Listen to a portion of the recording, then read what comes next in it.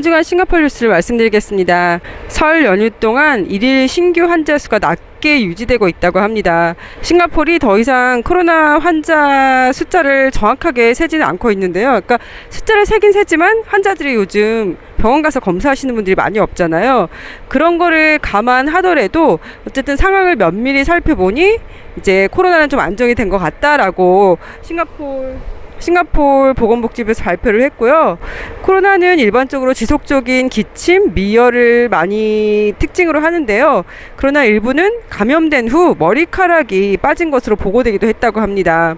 롱 코비드라고 해서 왜 코로나 증상이 굉장히 오래 가시는 분들 있잖아요. 그분들이 겪고 있는 코로나 관련 증상이 60가지가 되는데요. 그 중에 하나가 헤어로스라고 합니다. 보통 코로나에 걸리고 나서 4주 이내에 머리카락이 빠지는 현상이 발생한다고 합니다. 2월 5일은 힌두의 명절인 타이푸삼인데요. 약 3만 명의 사람들이 올해 행렬에 참여할 거라고 해요.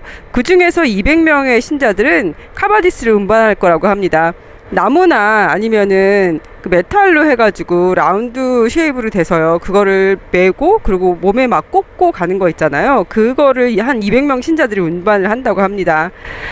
태국에서 유명한 짜뚜짝 야시장이 2월 7일부터 4월 2일까지 싱가포르에서 열릴 건데요. 180개 판매 업체가 입점할 예정이고 이 중 60여 개는 태국에서 온 것이라고 합니다.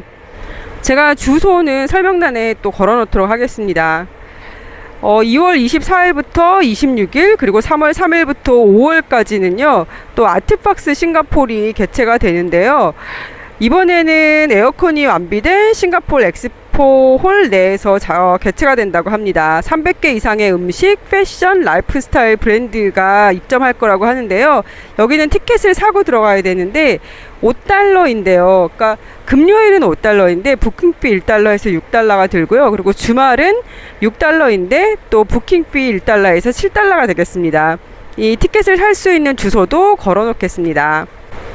겔랑세라이 지역에서 라마단 기간에 매년 야시장이 열리는데요. 올해는 좀 길게 열린다고 합니다. 3월 17일부터 4월 21일까지 한 달 넘게 열리는데요. 약 700개의 상점이 열릴 것이라고 합니다. 오전 10시부터 11시 59분까지 운영하지만 저녁에 가셔야지 제대로 즐기실 수 있어요. 파야레바역에서 걸어가시면 되는데요. 혹시 싱가포르 야시장이 궁금하신 분들은 한번 가보시면 좋을 것 같습니다.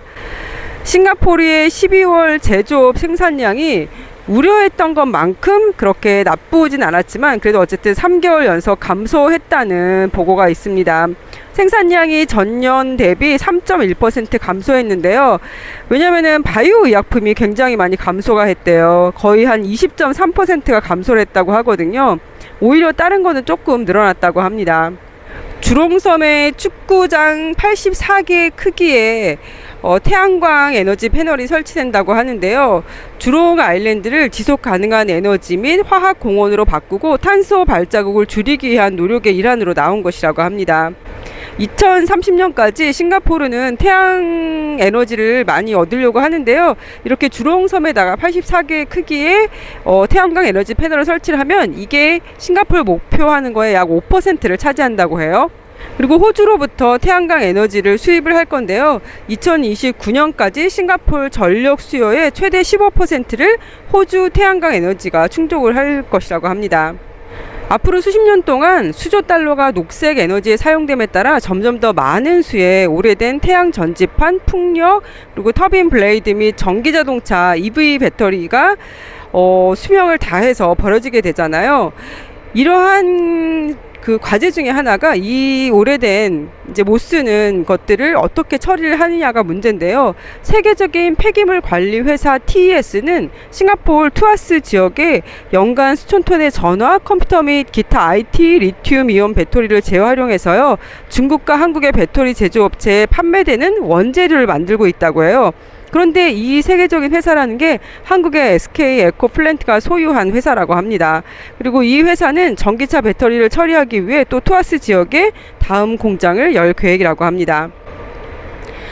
2월 11일, 12일, 그리고 2월 25일, 26일요. 11시부터 4시까지 야외 활동 좋아하는 아이들이 있으면 좋을 것 같은데요.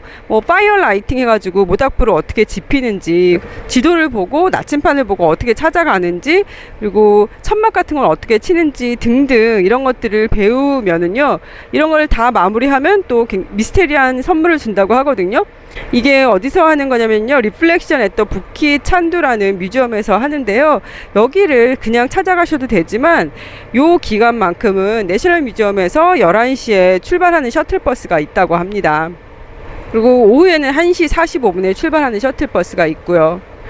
순게이블러 웻랜드라고 해서 굉장히 좀 자연 친화적인 공원 뭐 이런 곳이 있잖아요. 그런데 한 남성분이 가족과 산책을 하다가 다리를 건너고 있는데 요즘 비가 많이 왔잖아요. 물이 불어나서 발목까지 물이 차더래요. 그래서 얼른 빨리 집에 돌아가려고 급하게 걷고 계셨는데 물이 불어났으니까 다리가 잘 안 보였을 거 아니에요. 그 다리 밑에가요. 근데 거기 구멍이 있어가지고 빠지셨다 그래요. 근데 아기를 안고 있었대거든요. 근데 다행히 아기는 물 위로 밀어 올려가지고 이제 올려놨는데요. 본인이 거기를 못 빠져나오셔가지고 한 2분여간 고생하시다가 결국은 주변 사람들이, 지나가던 사람들이 도와줘서 빠져나오셨나봐요. 근데 그 2분의 시간이 완전히 평생의 시간 같았다고 합니다.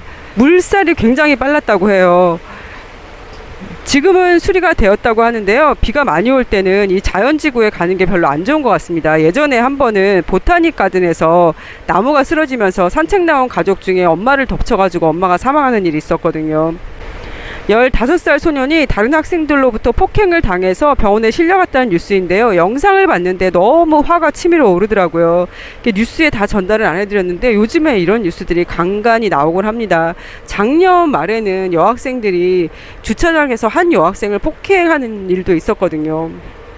페드라 브랑카는 싱가포르에서 동쪽으로 약 25해리 떨어진 섬인데요. 마치 이게 우리나라 독도 같은 그런 섬입니다. 이거는 나중에 따로 영상을 만들어서 자세히 설명을 드릴게요. 이게 말레이시아하고 싱가포르하고 좀 분쟁이 있는 섬이거든요. 호주에서 광산 채굴에 사용되던 방사선 캡슐이 퍼스로 가는 도중에 분실됐다고 해요. 그래서 방사능 경보가 발령되었는데요.